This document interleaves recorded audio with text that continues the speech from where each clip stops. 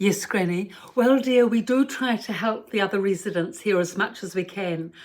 I notice the former nurses are particularly good at calling out to the nurses if someone's had a fall or something of that nature, exactly because we understand and know the lie of the land medically, that it's very important to get, medical attention to someone if they've fallen.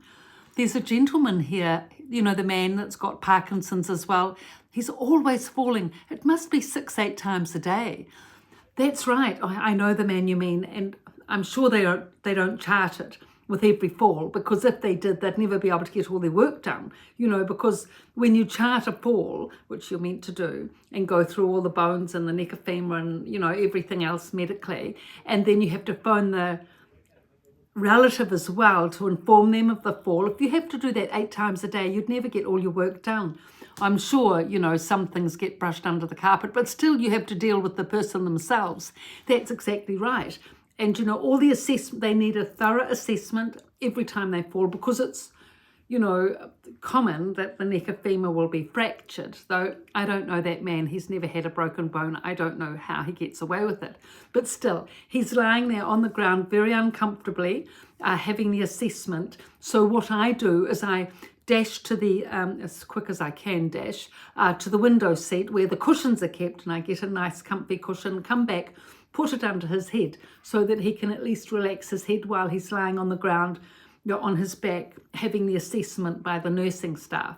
Oh, that's a very important consideration, Granny. Well, it is. I mean, gosh, trying to lie on, you've had a fall, you're in pain probably, you're having an assessment, and then you're having to hold your head up on the hard surface, or not a hard surface, it's a soft surface, air, but at least if you have it on a soft pillow, you can relax your shoulders a little bit and have a chance of sort of, trying to get yourself together, so to speak.